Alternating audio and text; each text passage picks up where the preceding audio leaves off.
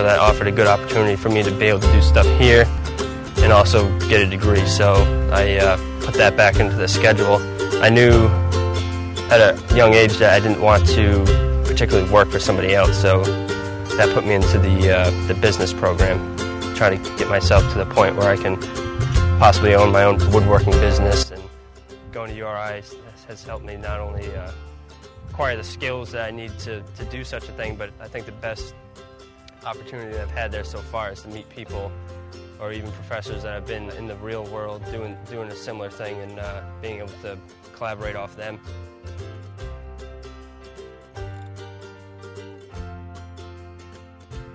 And another awesome thing about bowl turning is the fact that not only do you get to use a piece of native lumber that has been down and give it a new life, but also I have a special mechanism that allows you to get not one but 3 bowls out of the same blank.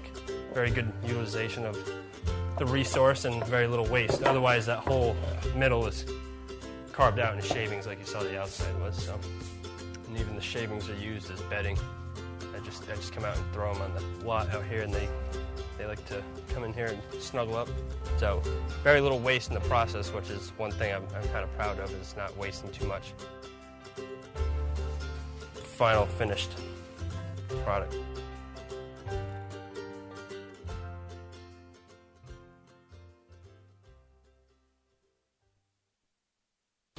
I'm singing in the rain, just singing in the rain. Singing in the rain.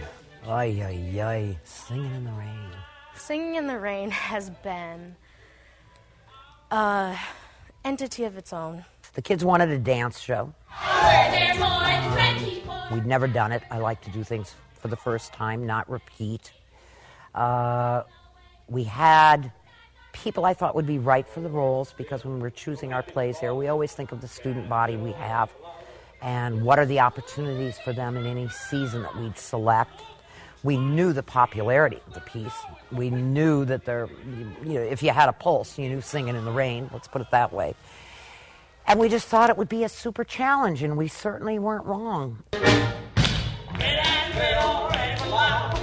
Through rehearsals over the past few weeks and through my own interpretation of the script and of the music and stuff like that, I found that people aren't going to see Don Lockwood or Gene Kelly as Don Lockwood or Andrew Burnap as Gene Kelly as Don Lockwood. It's going to be our own interpretation of it. And I think that's key in telling a story like that, because everybody knows that story. Everybody at least knows that song, Singing in the Rain. It's the most famous thing on the face of the planet.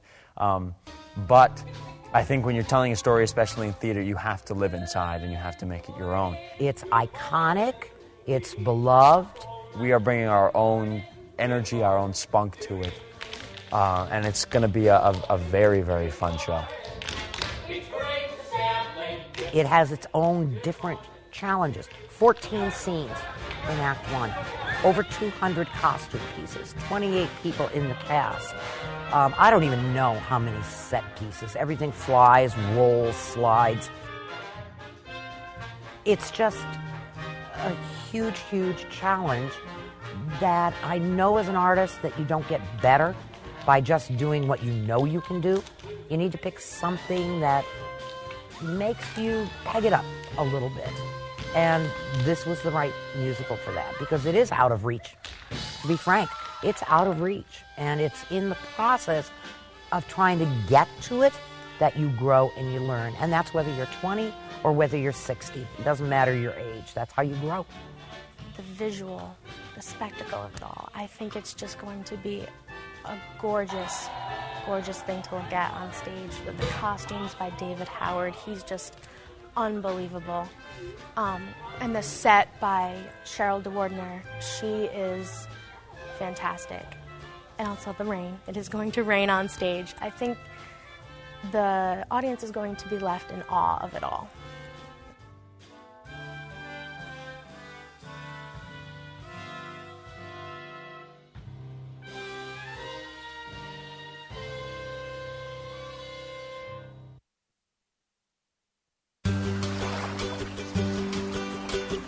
Beluga whale is an Arctic species of whale. They're found off the coasts of Alaska, Canada, Russia, Greenland, and Norway. They're very unique whales because they have a number of adaptations that allow them to survive in an Arctic environment. They're very blubbery animals. Everyone might be familiar with their white color from the Raffi Baby Beluga song. It helps them to camouflage in their icy and snowy Arctic environment.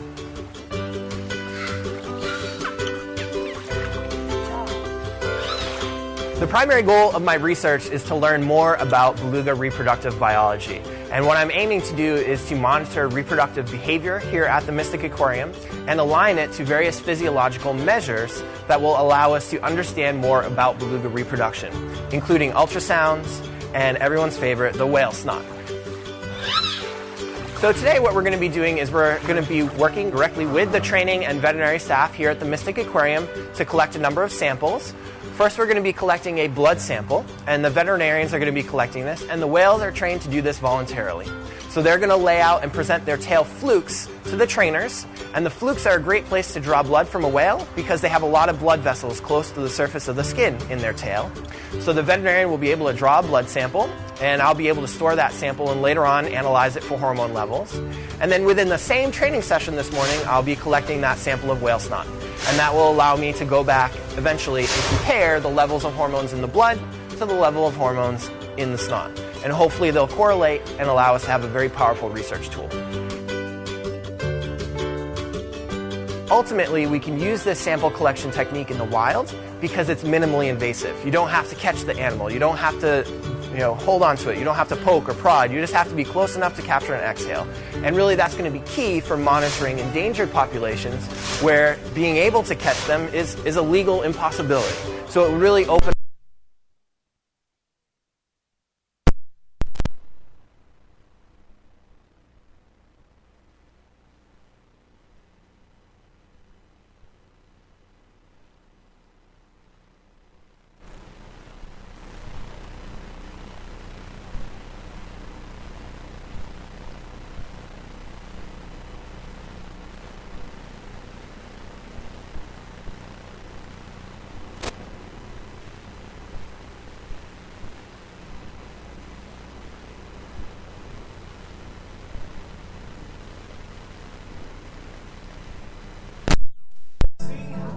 I'm humming this melody.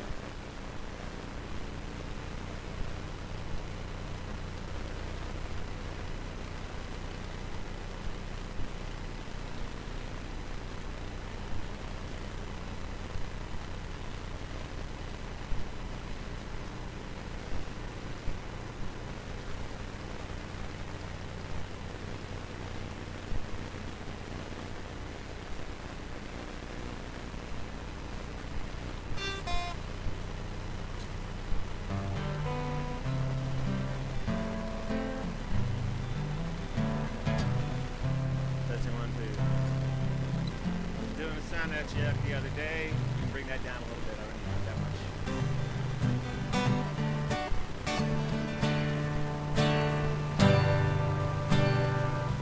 Once we were tired, hungry and poor.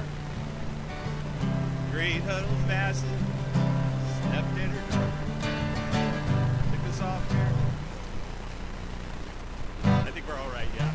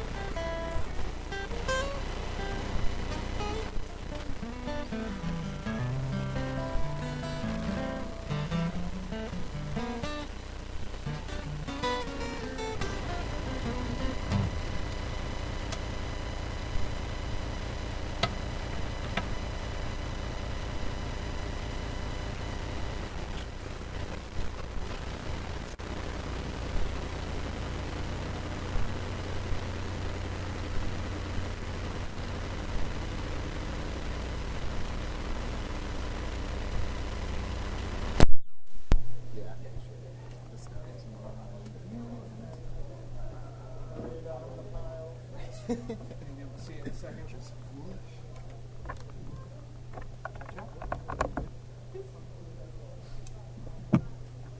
Well, thank you very much.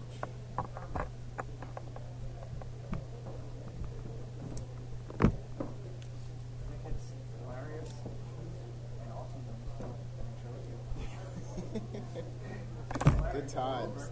Yeah. Oh wait, for what?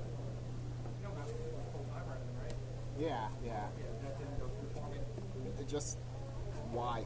Okay, I wasn't sure if you heard that. No. I properly filled out the application. Oh, and it didn't go in on the. So what happened was there was a lot of IT stuff on the resume. Yeah. And I've never tailored on my resume directly for a job. Yep. Never heard that before. So I just put my stellar resume that I've always got a job from different production companies that want me.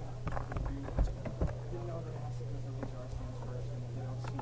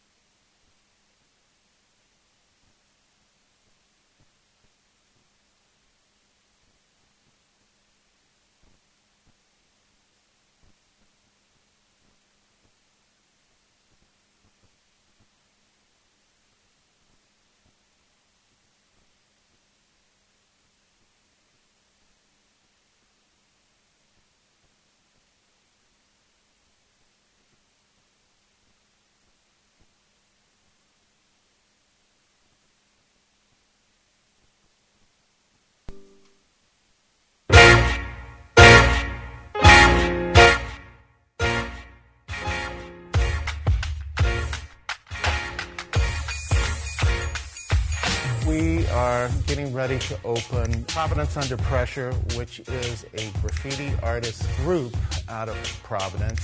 And it's a group that's set up by Jarl Thorne.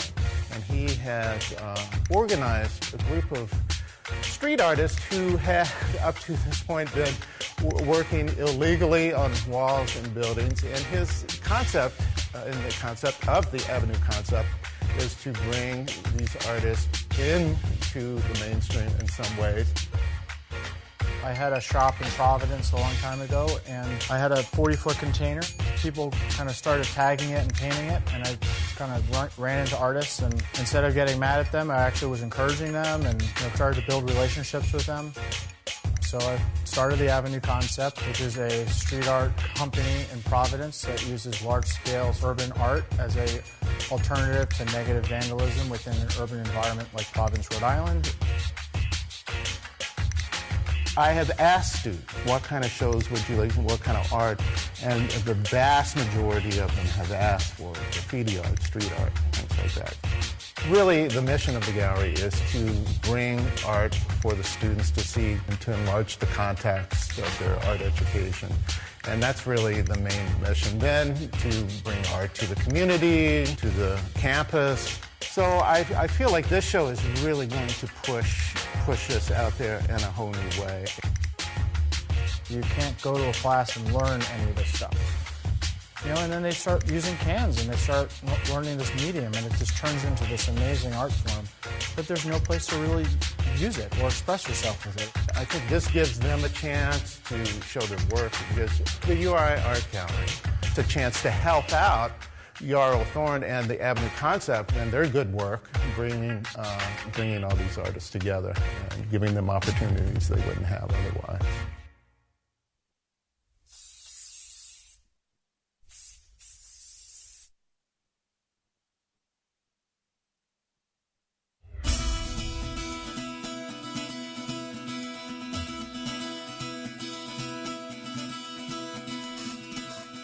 I am an accounting major. I am a junior nursing major. Civil engineering. Biology. I study communications. Psychology. I study marine biology. I'm a communications major. History education. I'm a sophomore and I'm a bio major. I'm a pharmacy major. I want to be an archaeologist. There's a very broad range of disciplines and fields of study that are offered here. Over 80 different majors to choose from. I am studying medical laboratory sciences. Nutrition. An education major. Criminal justice. I think employers now are looking for people who are well-rounded and who are thinking globally. They're one of the only schools that has an IEP program. Stands for the International Engineering Program. It's a great opportunity to be able to go overseas. I'm studying abroad next year. The classes are awesome. Faculty's excellent. I love all of my professors. It's pretty easy for the professors to keep in touch with the students. Of course, we make ourselves accessible. I make myself very accessible to the students. If you have a question, you can always contact them through mechanisms like the online learning system Sakai, through email, through chat. They really care about their students, which is great. It's fantastic every step of the way. Here at URI, we have this thing called the Living and Learning Community. I lived in the Living Learning Communities in Merrill. If you need help, you'd go to your neighbors. You have some kind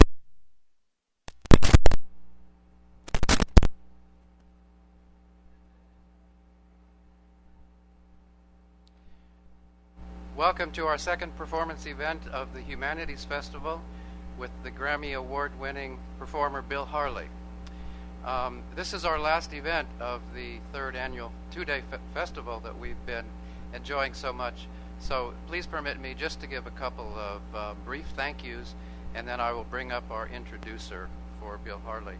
I want to thank the planning committee for this festival, who mainly are the faculty who are on the Center for the Humanities Executive Board. And I'm going to read all of the names, even though we have three of us out sick today. So I don't know what's going on, but it is the case. So Professor Stephen Barber in English, Karen de Bruin in languages French. Would you raise your hand? Or cool. Naomi Mendel in English, Karen Markin, Director of Research Development, Kat Sama in languages Italian, Eve Stern in history. Is Eve still here? She's been here all day. No, I don't see her.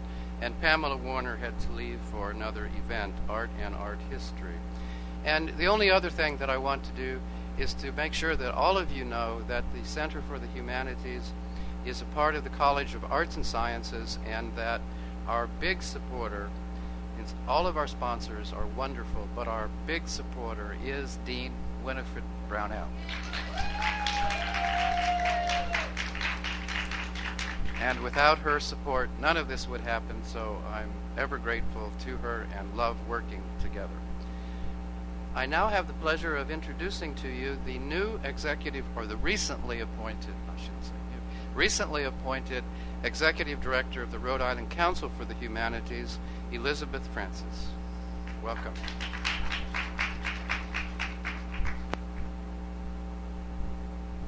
And Professor Henderson is one of our former chairs of the board of the Rhode Island Council for the Humanities, and I'm learning so much about how connected the university has been to the council over the years. The council is celebrating its 40th year. It was founded in 1973.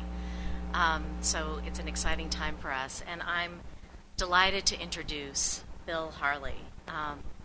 Bill Harley is a singer, novelist, playwright, and most of all, a storyteller. He performs all over the country and has received numerous awards, including 2 Grammys and recognition from the American Booksellers Association, among many others. He has written 12 books for children, I should say at least, because there may be more, several for adults, and has published at least 35 recordings in various formats, records, CDs, and others, and performance videos. He is also an educator, but he would probably disavow that. And he would probably make us, in fact, he may make us, promise to never say that out loud in the presence of children.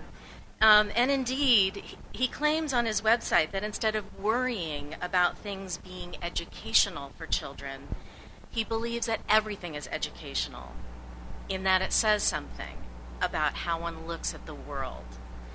It imparts a knowledge or worldview.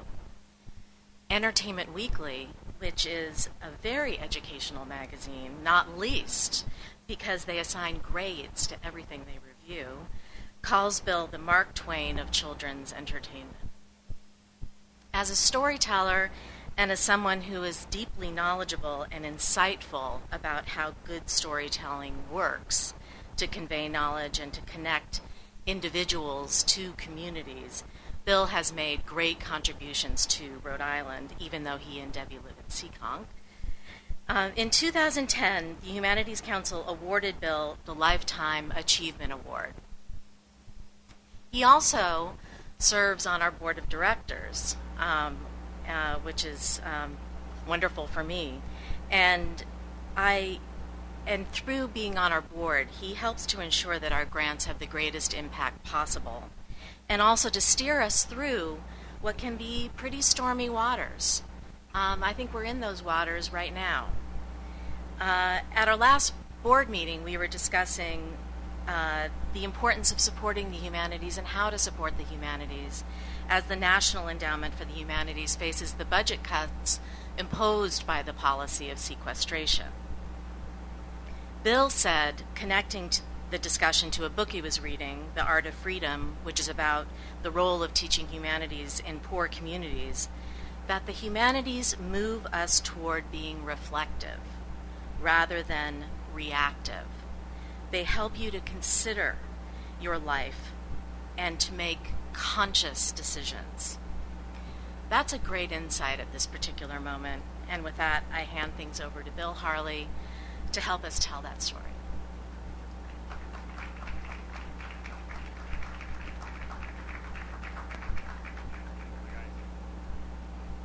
Nice to see you. Well, that was my talk.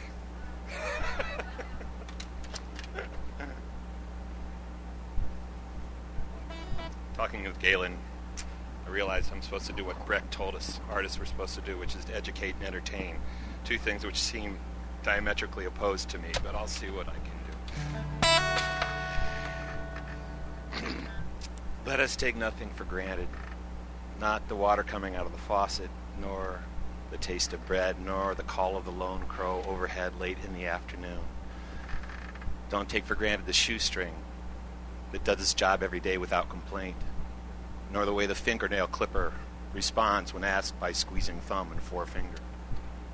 Don't take dark roast for granted, nor the smell of its brewing, nor chocolate, especially chocolate, nor the weather predicted with certainty by eyewitness news, nor the leaf pasted upon the windshield, its puckered body yellow, its spidery vein green, which even the wiper cannot remove.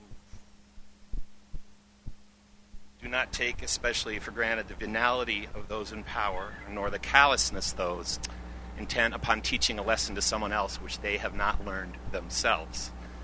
Instead, be taken aback.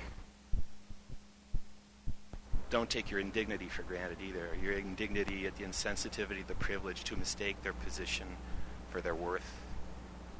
Don't take the hunger of the poor for granted, nor the drum's tattoo that summonses the dogs of war. Don't assume inevitability, for at this moment all things are still evitable, and we do not know what there will be an outbreak of. Instead, embrace surprise, for in our surprise and what comes of it, we embody the possibility of something else. In our surprise, we remind the world of what it might be.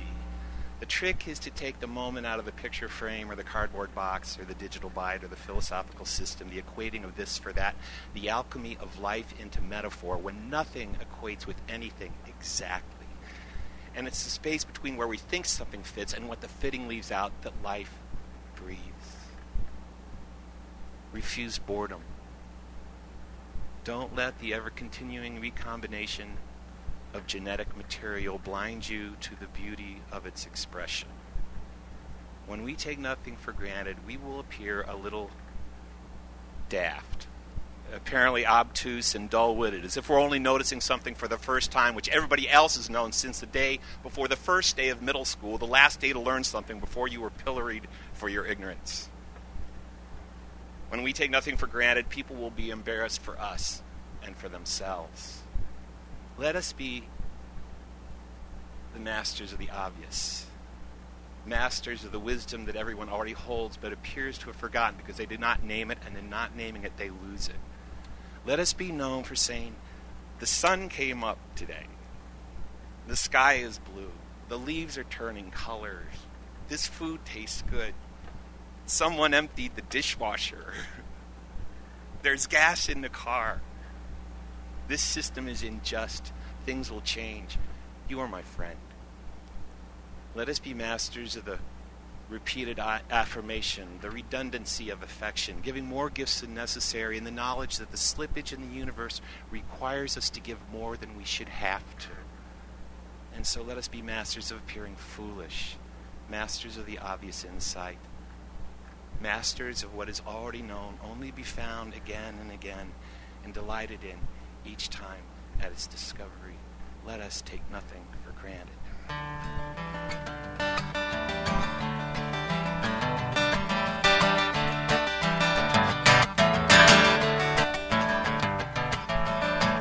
I love this big old world. I love its crazy old ways. I love how it makes me laugh, makes me cry on the very same day. I love this big old world. It makes me want to sing and shout. It makes me want to raise my voice and keep on singing till somebody kicks me out. Out on the water with the wide waves rolling, I'm just a little boat on the sea.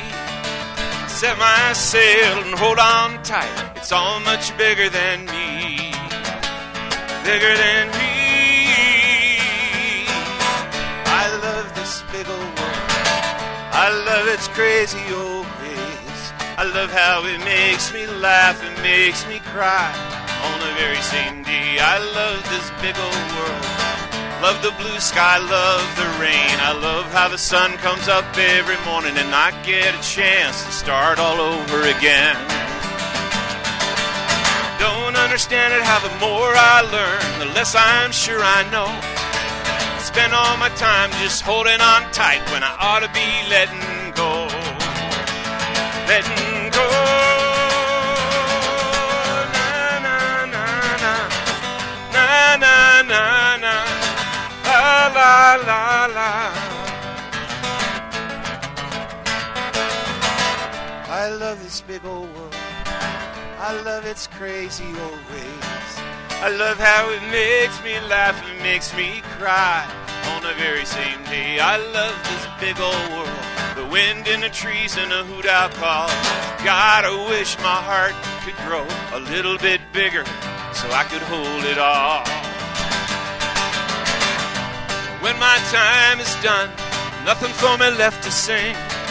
I want to let go and sail away like a kite with a broken string. Broken string. I love this big old world. I love its crazy old ways. I love how it makes me laugh and makes me cry on the very same day. On the very same day. On the very same day. Na na na na na na. La la la la la la. La la la la la la la la.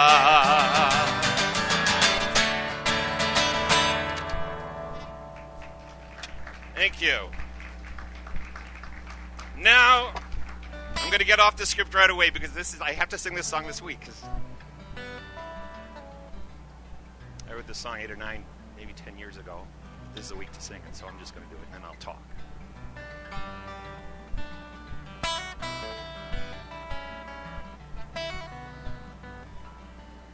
I see them every day taking in their mail. They live just down the street. I shout out high and wave my hand. They wave back at me. They wave back at me. One of them works in a shelter, helping people in need. One of them works as a teacher, helping kids learn to read. Oh yeah, but they're dangerous, though it's hard to tell. Oh yeah, they're dangerous. They're going to hell. They're going to hell. They got a riding lawnmower. They use it every Saturday. They got a big leaf blower. They blow all their leaves away. They blow their leaves away. And one time last year, my kid got sick. I called him on the phone. They came over and stayed with him till me and my wife got home. Now maybe that's dangerous. It's hard to tell. Oh, maybe that's dangerous, 'cause they're going to hell. They're going to hell. Sometimes in the afternoon, I walk my dog on their land. Sometimes I see them out in the field, walking hand in hand. When they finally tie the knot, I'll be sitting in the very first pew. Listen to them say things right out loud that I already knew. Oh, maybe that's dangerous. It's hard to tell. Oh, maybe that's dangerous. They're going to hell. Are you? Are you?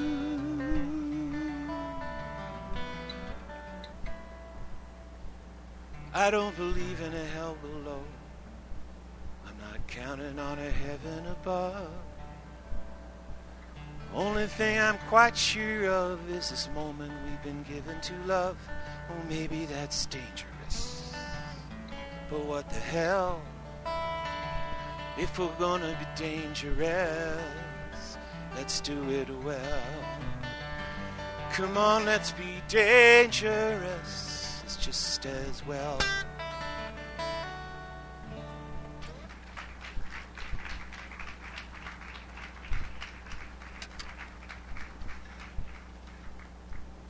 As many of you know, I'm a storyteller and a songwriter and an author.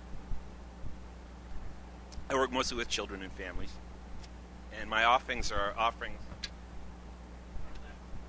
consciously didactic and prescriptive rather than more descriptive, making observations about the human condition, and particularly about through the eyes of a child, and most particularly humorously. In one really glorious way, kind of my job is to make a 7-year-old laugh, which is not a bad gig, generally. And then after that, to get them and the people around themselves to recognize themselves, to see themselves in a new way. I think it's kind of what an artist does, is to make people see things in a way that they hadn't seen them before. And so, for those of you who aren't familiar with my work, I'd better give you an example of that so we understand all the terms of debate.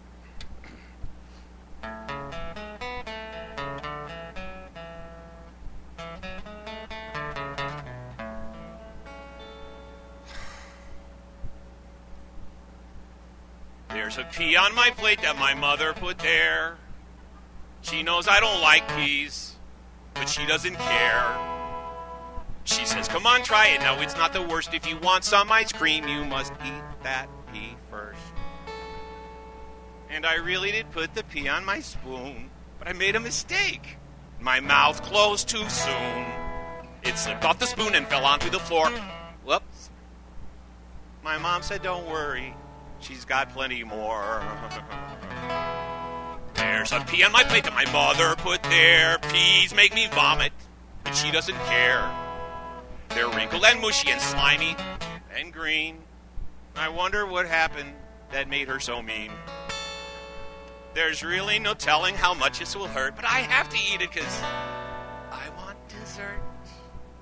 It shouldn't have happened, it's true, I suppose. Somehow by mistake, it got my dough. There's a pea on my plate that my mother put there. She knows I'm not hungry, but she doesn't care. I tell her if she makes me eat it, I'll die. She says that she's sorry to hear that. Bye-bye. The pea rolls on my plate, forward and back. It rolls round and round like a train on a track. Faster and faster, it huffs and puffs, it rolls on the track. My mom says, that is enough. There's a pea on my plate that my mother put there. It's cold and it's clammy, but she doesn't care. It's hard to believe that just one stupid pea is all that is keeping some ice cream from me. So we sit at the table, just me and my mom, my sister, my brother, my father, they're gone. I hear the clock ticking, now it's getting late for me and my mom and that pea on my plate. There's a pea on my plate my mother put there, she says. But she really thinks she's being fair. Just one little bite and this whole thing will stop. I can have ice cream with sprinkles on top. She knows that she's got me human. There's no doubt. She knows ice cream's something I can't live without. She knows this is one fight that she cannot lose. I say, skip the ice cream, may I be excused.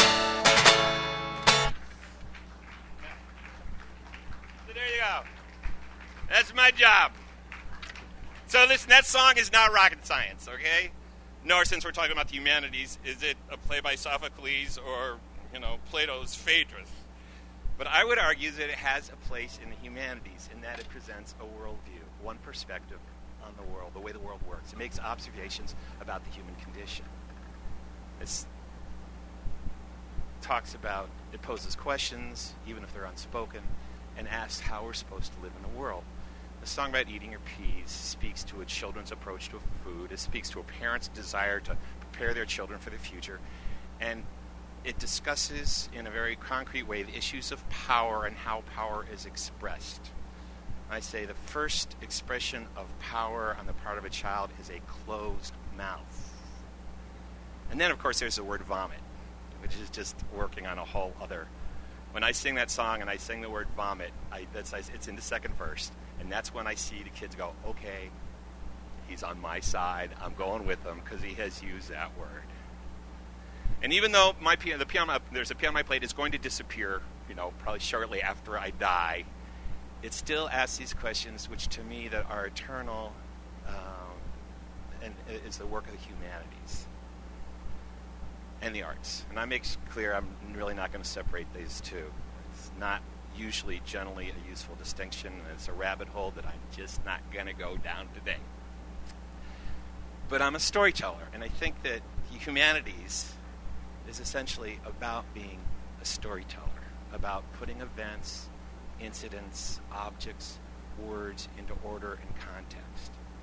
I noticed early on in my career, whatever that is, it took me a long time before my family said, okay, maybe he's actually doing something, that when you tell a story, something different happens. People listen in a way that they don't listen when they're listening to the 7 reasons for the fall of the Roman Empire, or a closely reasoned argument and logic about all anglers being fishermen, but not all fishermen being anglers.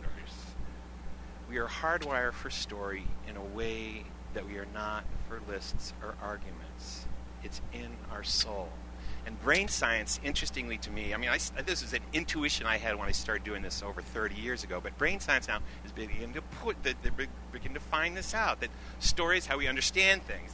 The apocryphal story that Gregory Bateson used to tell is about the 2 guys who developed a computer that thought like the human mind. And when they finished it, they were trying to figure out how to test it, and so they decided to ask the question, how does the human mind work? And the computer responded, that reminds me of a story. Those of you who are in teachers, watch what happens in your class when you say, okay, let me tell you a story. Watch the change in the class. 5 seconds after you start, the pencils go down. The fingers come off the keyboards. 15 seconds in, one of the Type A students raises their hand. And you say, yes, and they say, is this on the test? Yeah. because it makes them nervous because they're listening in a different way. But the thing that's amazing is they will retain it. They don't have to write it down because they will remember when it's a story. It's this imparting of story that gives meaning, because meaning only comes through context. Nothing means anything apart from everything else. It has to be put in an order, the establishment of a pattern. And that's what story is. When the humanities presents a pattern, takes an incident or an object and puts it in context, it provides a template for understanding the world. I learned this early on in my career at the Hazard School down there in Wakefield, about 5 miles from here. I was working, and at that point, I don't know what it's like now. It was a 6th grade school. I don't know what it is now. The educational system in this the philosophy in this country is usually based on what buildings are available and how many kids we can fit in them. So it was a 6th grade school, and I was there for a month. When I was living in Providence, and the State Council on the Arts was paying me $45 a day to work in the schools or something like that. It seemed like all the money in the world to me, but I hadn't had children yet. But anyway. But I was telling stories in the class, and then I was having the kids write their own stories and tell them. And I was going through different modes, different kinds of stories. So we would tell trickster tales. We do Anansi and Brer Rabbit and Coyote, and tell these stories. And then I would have the kids make up stories about tricksters. The trickster lived in your house. But I was also we spent a long time doing hero stories, the quest story. And those of you who are familiar with Joseph Campbell probably know a little bit about this. I was a religion major in college. Who knew that it was actually going to help me in my work? Something to remember, right? Who knew that if you don't go to theology school, that religion is actually useful? Joseph Campbell, a lot of you know him from his television shows. He's a mythologist, and the book his seminal book is called The Hero with 1,000 Faces. And in this book, Campbell says that there's only one story, and it's told over and over and over again.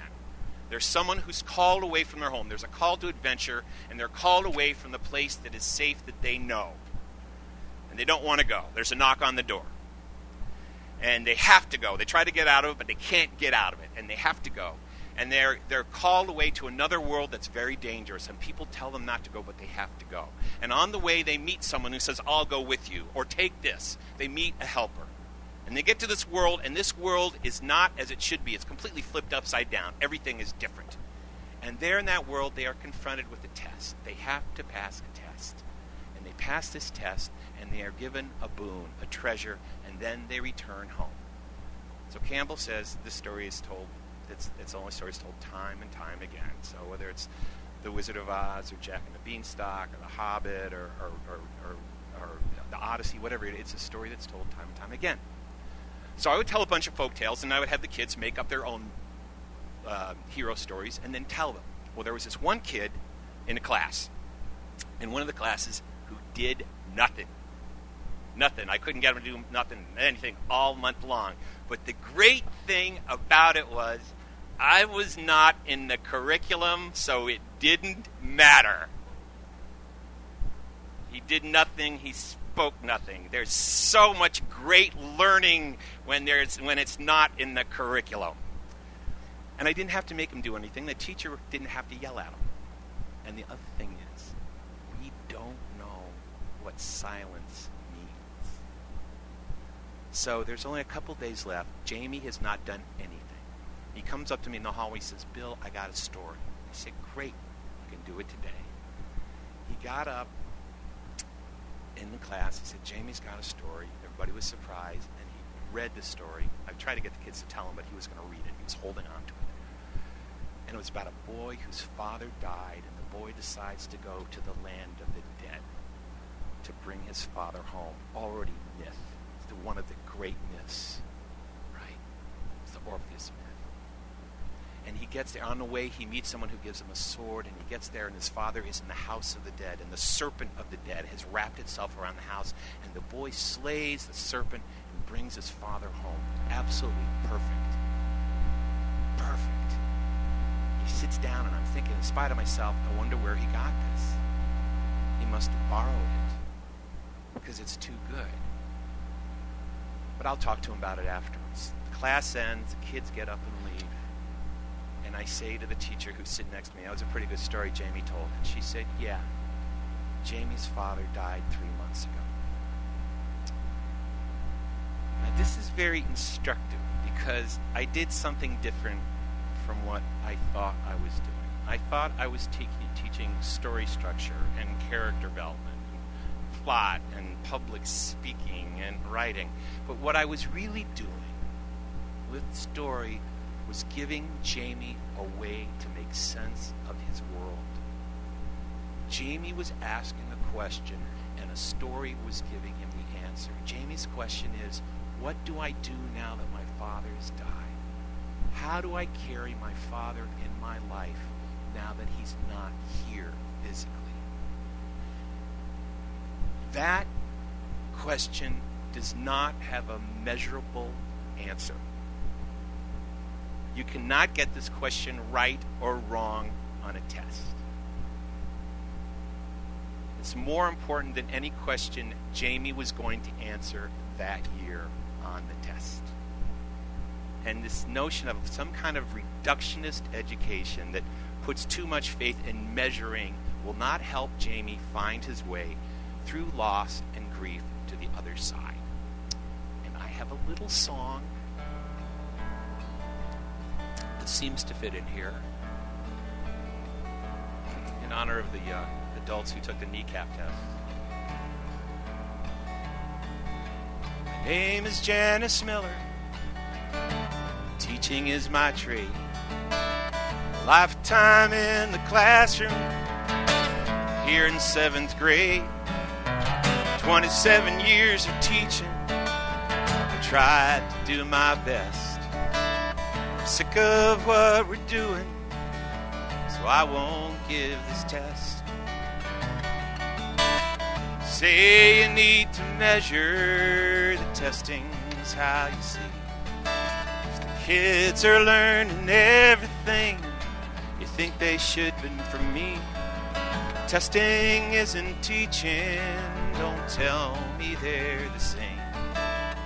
I think all you really want is to find someone to blame. 'Cause a pencil mark won't measure the life that some kid leads. A number in a box won't show you what it is they need.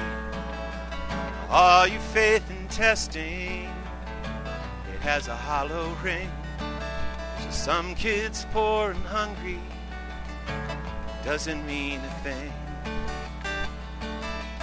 Take all the men on Wall Street who think they know the score, and all the politicians who cut our budgets more.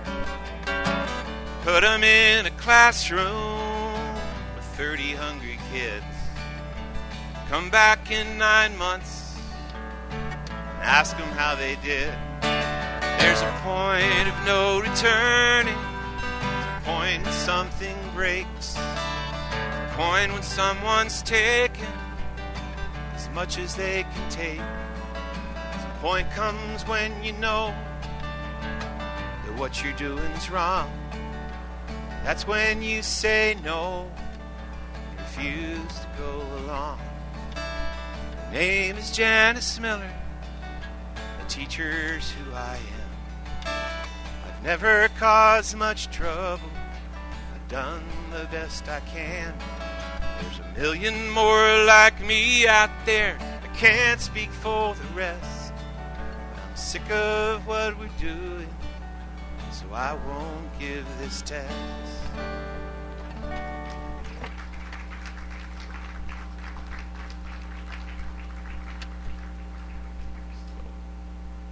Advertising. It strikes me that humanities, as it's expressed in history or different philosophies or a novel, has the job of presenting many different points of view. We have to have as many different points of view as we can, and that's where the notion of this, some kind of humanities-based education, differs from one that's supposedly about the presentation of technical knowledge to prepare people for the marketplace. That just already sounds bad, doesn't it? It's like a product. It's the kind of education designed, seemed to me, to serve this economic engine regardless of the effect of the individual human. And that kind of education sidesteps the question of what has value. And when something like that kind of education is presented as valueless, it's a sure sign that there's a value behind it.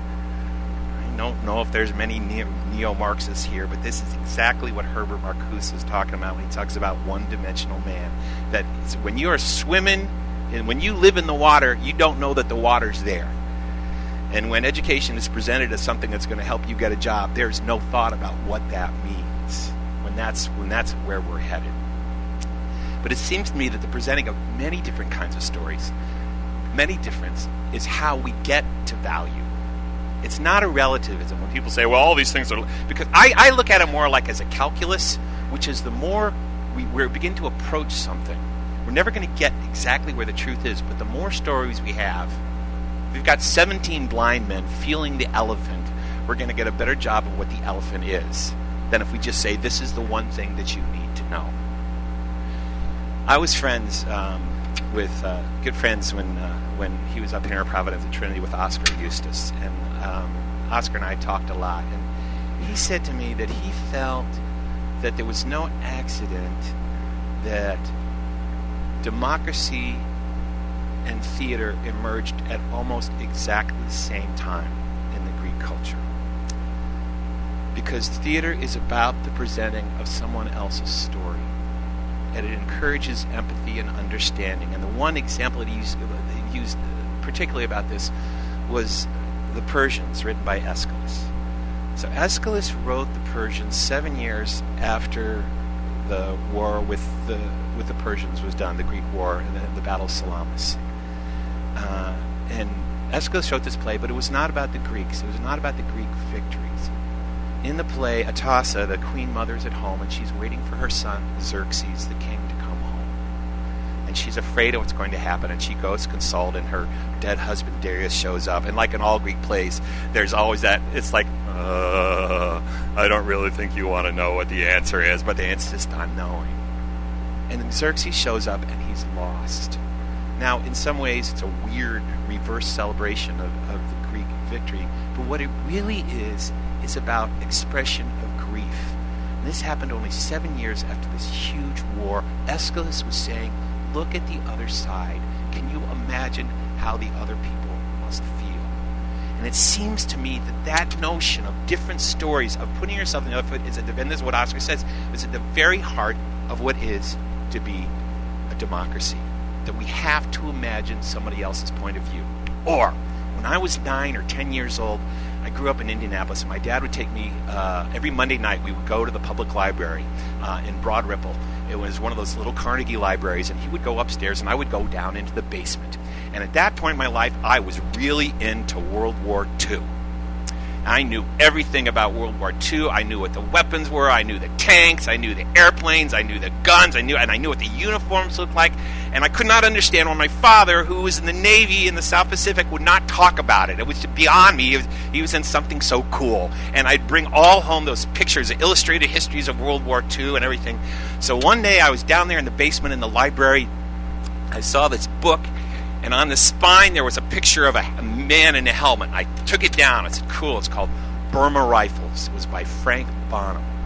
And I looked at the cover, and I was very confused because I knew right away it was an American helmet, it was an American uniform, but the face was Asian. And that was confusing to me because it was not an American. The book, a young adult novel written in 1961, was about an essay, a young Japanese-American man who was put in the internment camps, and he volunteered to fight in World War II, and he was sent to Burma, and he fought with marauders. And there's an event in that book, and I remember staring at that page, 9, 10 years old, where he kills someone, and he turns over the body, and he sees himself. Now, how amazing is it for... I am as WASP as I can be. I could not be more white. For a little 10-year-old boy in Indianapolis, Indiana, in the basement of a library, to come across this story. And I swear to you, today, it turned me in some little way. I read that book 2 or 3 times. I was so fascinated by it. I couldn't articulate what it was, but I know it's made a difference to me. So when we do this, when we present a lot of stories we open up the possibility of what might be. And now I'm going to shift gears a little bit because I'm supposed to entertain you, and I'm going to present something which is Gamble Rogers, who's a great storyteller, said to me, Bill, if your work speaks for itself, don't interrupt. So here's another story. Going on time. Oh my gosh, it's moving. I'm not going to get through half of what I was going to say. That's all right. Summer came and school was done. There was no more work. It was time for fun. The weather got hot, but I wanted to get cool, so I headed down to the swimming pool. I'm talking about the public pool, where they let everybody in, even me. I got to the pool, my friend Mike was waiting. He said, come on, Bill, no hesitating. We're gonna have fun just as sure as we're alive. Jumping off that old high dive. The high dive reached up into the clouds. It should have been illegal. Never been allowed. It was way too dangerous, way too high. 17 miles up there in the sky now in all the years that I'd been alive. Never jumped off that old high dive. I watched my other friends scream and jump. They called me a chicken, they called me a chump. I didn't care. I was still alive. But it just so happened that summer season that I wanted to jump. Now I had me a reason. Someone at the pool, I must confess that I dearly wanted to impress. It was Christy, the lifeguard. Christy, the heavens opened and the angels sang. Ooh, Christy, the lifeguard. She was 17. Christy, I was 9. We were the perfect match. Christy sat in her lifeguard chair, combing along in golden hair. Her skin was tan, her eyes were green. She was the prettiest girl that I'd ever seen, and I'd seen a lot of girls at my elementary school. None of them looked like Christy. So I thought, this just might be my chance to get that girl to give me a glance. She finally knew that I was alive when she saw me jump off that old high dive. My body arcing out over the water, muscles rippling over my 57-pound frame. Our two hearts were gonna beat as one. So this time when Mike said let's, I said okay, yeah, sure, you bet. I'm ready to rock, I'm really pumped, baby. Watch me climb, watch me jump. So Mike and I headed off to climb the ladder. We got halfway there and there was something the matter. A million other kids there, my oh my, waiting to take the turn to jump and die. I rolled my eyes and said, oh great. There was nothing to do but stand there and wait. Mike said, save my place, Bill, I'll be right back. He returned in a minute with a beautiful snack. I'm talking about frozen Milky Way candy bars, 5-pound bag of jujubes, 256-ounce jug of grape soda pop. I drank the whole thing. I love those natural flavors. Well, it took us about 45 minutes or so just to get to the ladder. But don't you know, after all that waiting, it was easy to see with the soda pop inside. I had to go to the bathroom. Mike said, climb. I said, Emma, it seems that I have this little dilemma. I said, I'm sorry, Mike, I gotta go. He said, can't you hold it for a minute or so? Don't get out of line now. Well, I was still about to get out of line when I happened to look over one more time. There she was sitting in her chair, her dark brown skin, her long blonde hair. It was Christy, the lifeguard. Christy, twirling and untwirling the whistle on her finger. Christy, she looked so beautiful being bored. The lifeguard. Christy, Kristi, with a heart over the I. So I saw the wisdom in his explanation. Decided to continue to my destination. Put my hands on the rail, said I will not stop until I reach the very top. Now every step just took me higher, while my situation grew more dire. I yelled up ahead, hey, don't be slow. jump right now, 'cause I gotta go. I was almost at the very top when one more time that line just stopped. Some kid up there was afraid he'd drown, and I made the mistake of looking down. Whee! Most people look like ants down there. I could looked out across the horizon. I could see the curve of the earth. Turkey buzzards circling over my head. Well, there I was at the final rung. What was I thinking? What had I done? You know, way up there, the air was thin. The diving board swaying in the wind. My stomach wheezed and moaned and churned. Too late now, it was my turn. I walked to the edge of the diving board and I looked down and said, "Oh, Lord, this is dangerous. They shouldn't let children do this. They should be able to, they could hurt themselves." My teeth were chattering, my legs were shaking. I was scared, there was no faking. What was worse now, don't you know? I really had to go, and suddenly I heard a piercing sound rising up in the air from down on the ground. A whistle was blowing, a voice called out, "Jump off right now!" I heard someone shout. It was Christy calling just to me because she loved me. So I knew what I had to do. I said, "Goodbye, sweet world, nice knowing you." I held my breath, I closed my eyes. I jumped off into the sky, and I was flying above it all, soaring in the air like a bird, turning and wheeling like a hawk, like an eagle, like an eagle. I was not an eagle. I was not a hawk. I was not a bird. I was not flying. I was a kid. I was falling.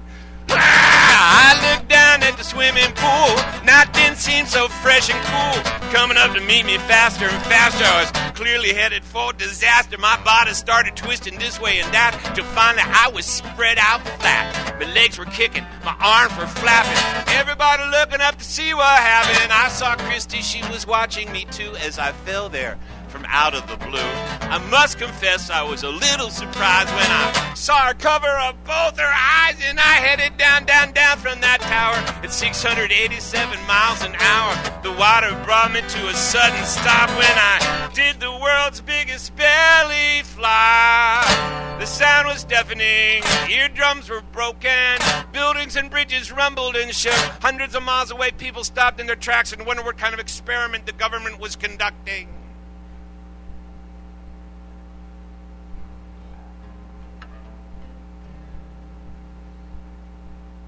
I must have passed out, 'cause things went black. The next thing I knew, I was on my back, floating in the water in the bright sunlight, and a voice called out, "Are you all right?" It was Christy calling just to me. She come to save me because she loved me. She said, "Stay like that and I'll give you a ride." She started to pull me over to the side. "Christy," I said, "your name is a song." I relaxed in her arms, and something went wrong. Oh yeah, I'd forgotten about everything I was holding inside. And I'm not talking about love. We were almost to the ladder at the side. Well, somebody yelled, somebody cried. I'd been feeling great, just fine and mellow. But it seemed behind me was leaving a trail of yellow. Christy saw it, she began to scream, "That is the grossest thing that I have ever seen." The next thing I knew, when I looked around, she climbed out of the water and left me there to drown. I said, "Christy, where you going? I thought you loved me." She said, "What are you talking about? You're just a little punk." I climbed out of the water, now I could see everybody at the pool was just looking at me. Everybody there, so it seems, except of course, for the girl of my dreams, for some reason, Christy was standing underneath the outside shower. I don't know why. But that's all that happened. There's no more to say. But they had to shut the pool down there that day. I never went back there. My time was spent. But people still talking about the accident. I don't know where Christy is today. I never saw her again, but that's okay. I'm just glad to be here, breathing alive. But don't ever, ever, ever, ever ask me to jump off that old high dive.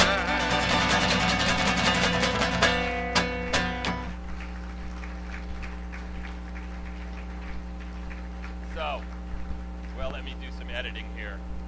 This is hard to edit here, but now that story may be of dubious value, but the fact is, you laughed. And aside of you, those of you who are enchanted with the toilet humor, never underestimate, I knew who my audience is. Actually, what the laughter really was a recognition.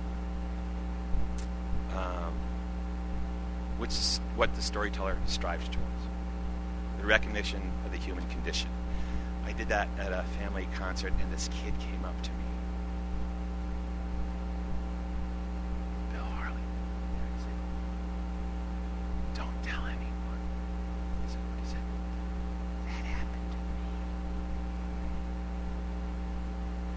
Which is what we want to do, to make that connection. Now, the humanities are under attack. I don't understand this. It's inconceivable to me. It just seems like, why don't we get mad at the waves coming in on the shore? I don't know. But I think the issue here is most beautifully expressed in one of my favorite books, a book by Salman Rushdie, Haroun and the Sea of Stories. And in Haroun and the Sea of Stories, Haroun's father is a storyteller. He's the Shah of Blah.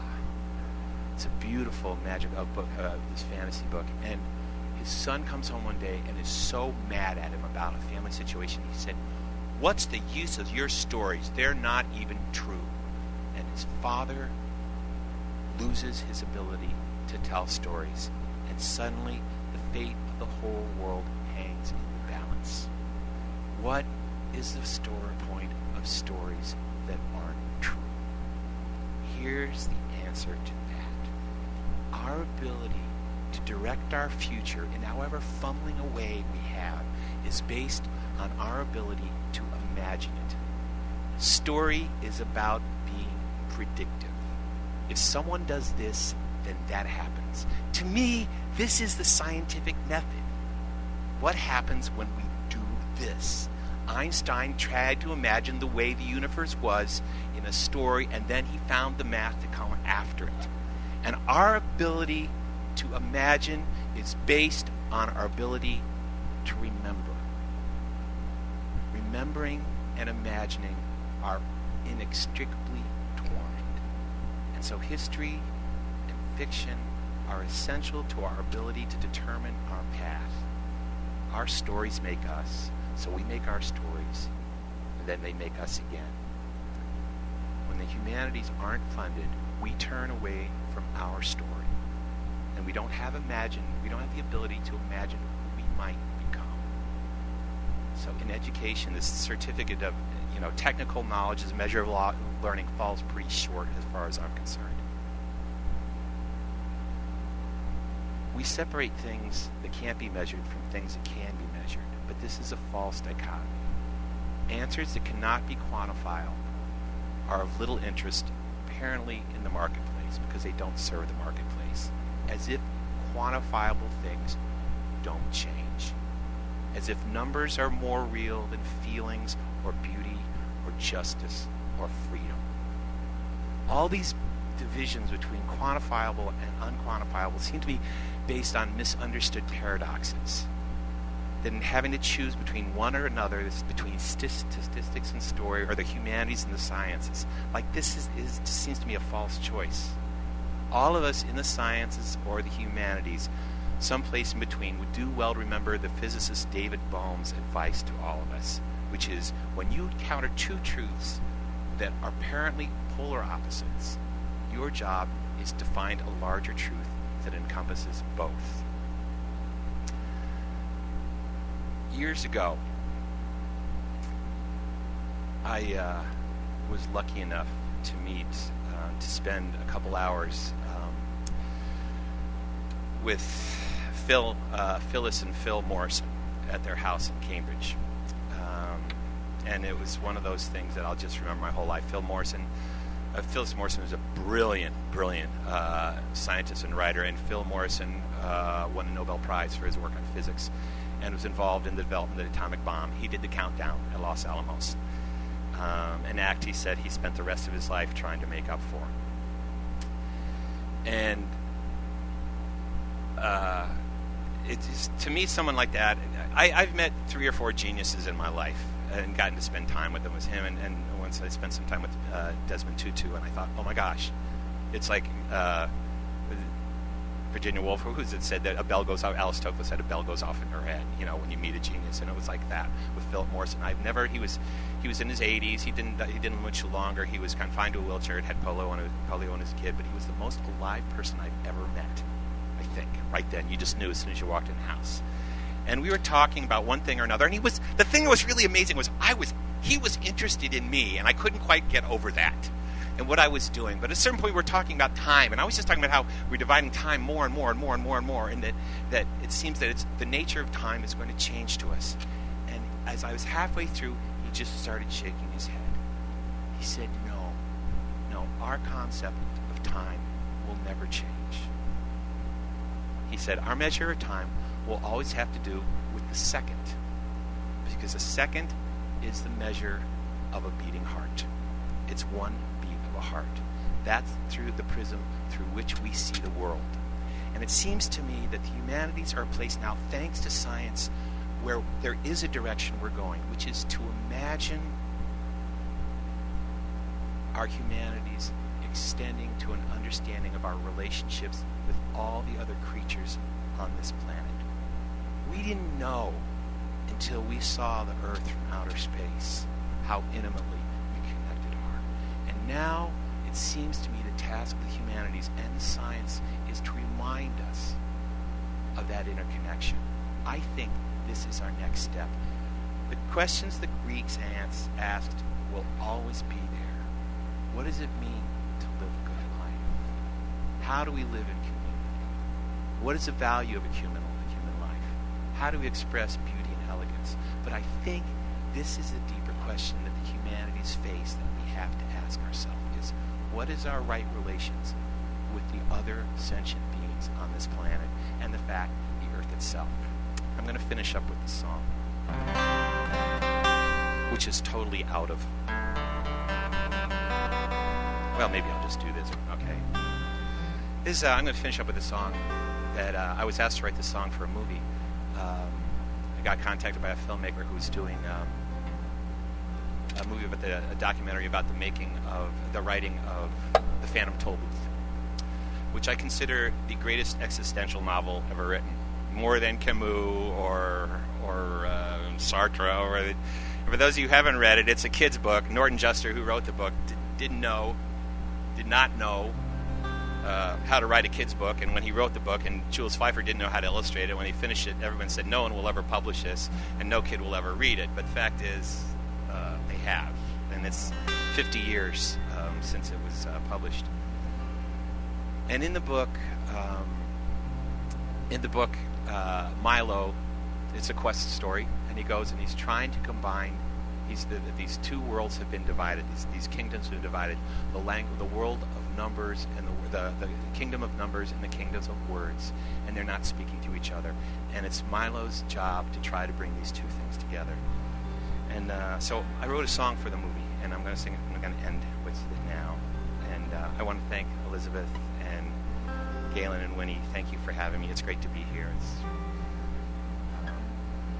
There's a verse in here. There's an incredible scene in the book in which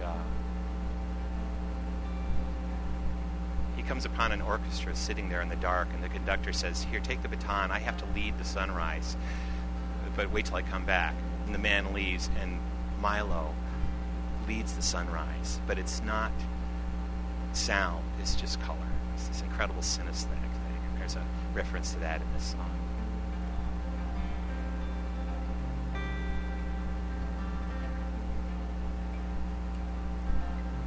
All the distance I have traveled, all the miles along the road, every second that is passing shows me something I don't know. But there's a music in what happens. There's a reason and a rhyme. I just try to pay attention, keep my eyes open wide.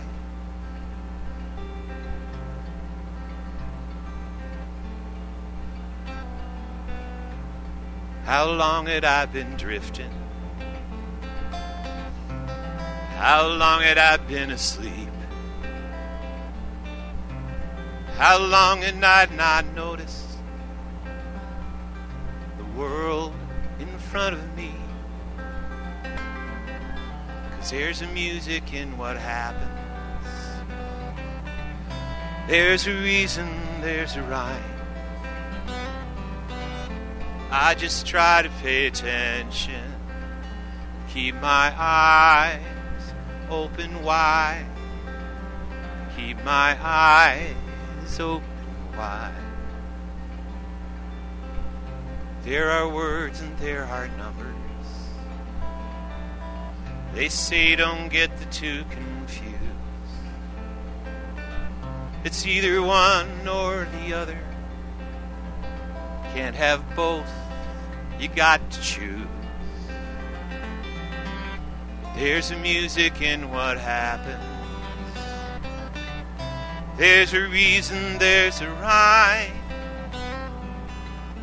I just try to pay attention, keep my eyes open wide, keep my heart open wide. I have stood there in the darkness, at the very edge of night, raised my hands to call the colors, made a symphony of light. 'Cause there's a music in what happens. There's a reason, there's a rhyme. I just try to pay attention and keep my heart open wide. Keep my heart open wide. So don't let the doubters tell you where you're headed is too far. Best way to get to where you're going is to be just where you are. 'Cause there's a music in what happens. There's a reason, there's a rhyme. I just try to pay attention, keep my eyes open wide, keep my heart open wide.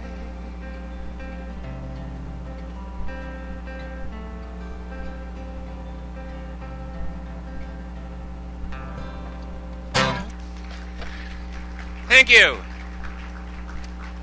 I don't know if we're supposed to do thank you. I don't know. Thank you. I don't know if we're supposed to do questions. I'm happy to answer questions, but is this a lecture? I was talking with Galen. Is this a lecture or this is a performance? And he kind of went, right? But I'm happy if I said anything that set something off. But on the other hand, it's 10 after 6. You guys, most of you are going like, can we go eat now? But yeah. Thank you. Thanks a lot. Well, I'll be around for a while. I do have some of my I got some of my CDs here and some of my one of the books I wrote for adults and a couple of my picture books. Yeah, John.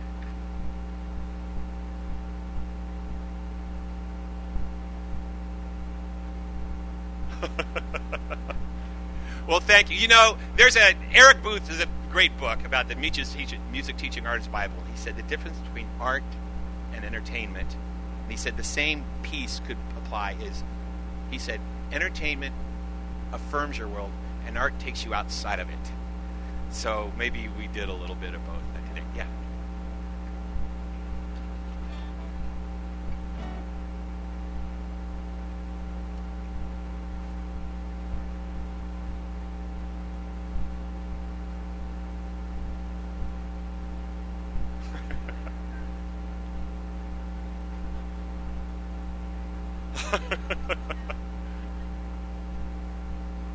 Oh, thanks a lot.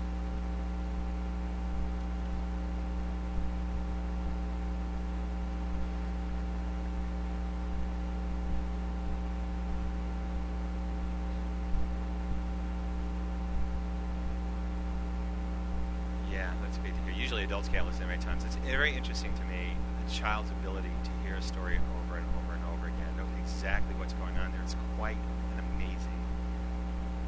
It's bigger than, it's so much bigger than me. That's one of the things I hear from people, and you just see, like I said, when you're telling a story, you just see people go to a different place.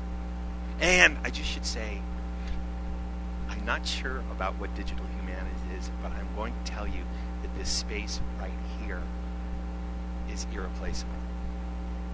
And it's a very important point for teachers to remember, because we do something that no other media can do.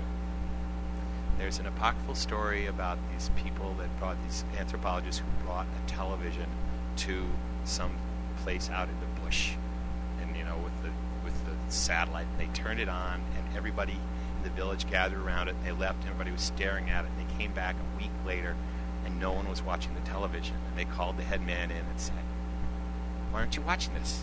And he said, "Well, we have a storyteller." And he said, "I know, but this has more stories. These stories never end." And the man said, "Yes, it has more stories, but the storyteller knows us." And it's our ability to connect with the people in the room and adapt what we do to what's required here in the space that makes this nature, this connection, something that really cannot be replaced. They're going to come closer and closer, but they're not going to. So, all right, I'll be around for a while. I got some of my stuff here. Thanks for coming, and thank you for having me.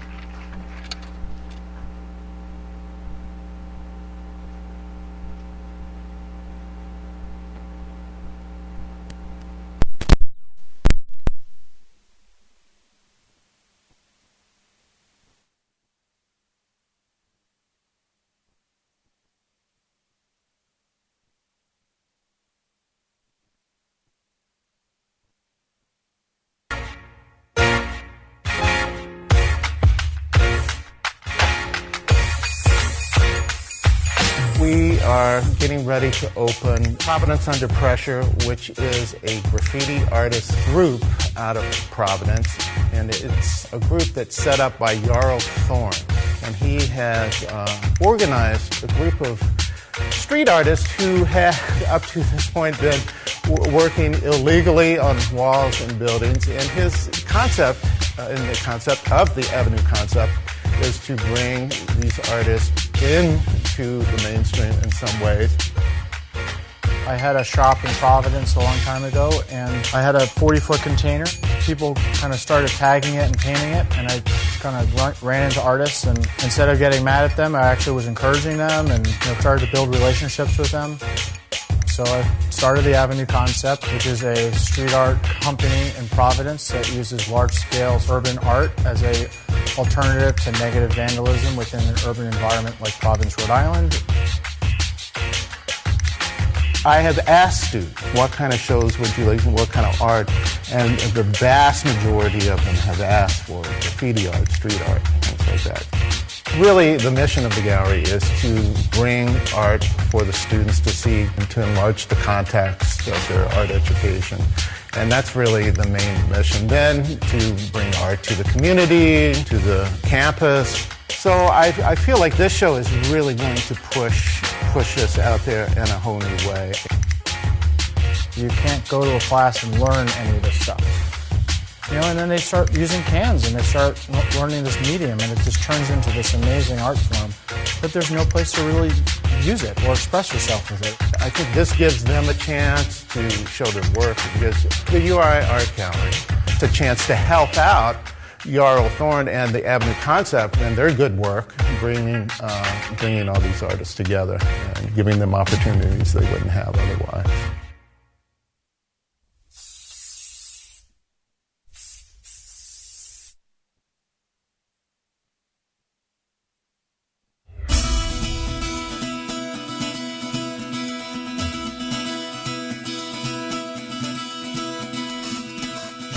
I am an accounting major. I am a junior nursing major. Civil engineering. Biology. I study communications. Psychology. I study marine biology. I'm a communications major. History education. I'm a sophomore and I'm a bio major. I'm a pharmacy major. I want to be an archaeologist. There's a very broad range of disciplines and fields of study that are offered here. Over 80 different majors to choose from. I am studying medical laboratory sciences. Nutrition. An education major. Criminal justice. I think employers now are looking for people who are well-rounded and who are thinking globally. They're one of the only schools that has an IEP program. Stands for the International Engineering Program. It's a great opportunity to be able to go overseas. I'm studying abroad next year. The classes are awesome. Faculty is excellent. I love all of my professors. It's pretty easy for the professors to keep in touch with the student. Of course, we make ourselves accessible. I make myself very accessible to the students. If you have a question, you can always contact them through mechanisms like the online learning system Sakai, through email, through chat. They really care about their students, which is great. It's fantastic every step of the way.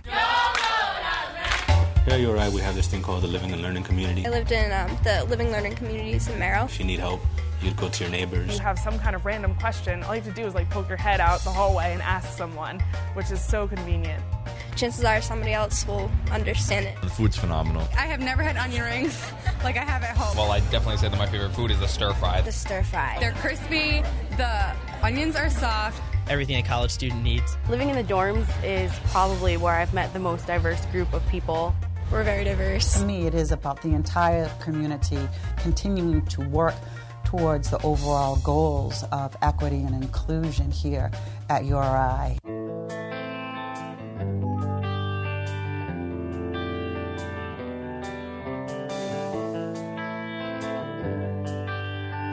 I like all the open space. I love the campus. I fell in love with the campus. Ton of nice people here. You can't help but smile. It's so nice here. The quad is what really like. I like to go out there when the sun is out, even just with a book or some homework that I have to do, just sit out there and kind of people watch a little bit. For about 10 minutes a day, every hour, people come together.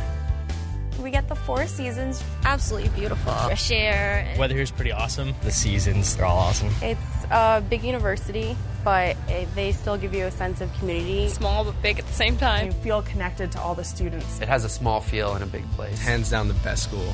Any interest that you have can be accommodated somewhere. What I like about URI is they have a lot of clubs that are specific to your major. We have over 100 different clubs here. Making a lot of good friends, it's fun. If there's something specific you want to do, you can probably find another group of active people who want to do the same thing as you. If you're looking for something, you can find it. Whether it's community service based, or maybe you want to be on student senate or newspaper, the yearbook. The Ryan Center is a pretty awesome facility. University of Rhode Island has got great tradition.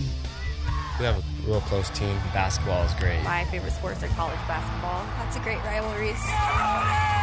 You kind of just really get into it because everyone's energy is so high. It really gives me that sense of school spirit. At heart, I'm a player development coach. I know how to get the best out of players and teams, and we're excited about the possibilities of doing it at a higher level here. You're going to gain a really great education here. I think it's a fantastic option, especially financially. They really focus on making sure that you get the bang for your buck. I feel like I'm getting a good deal. Get the most out of your college career because it goes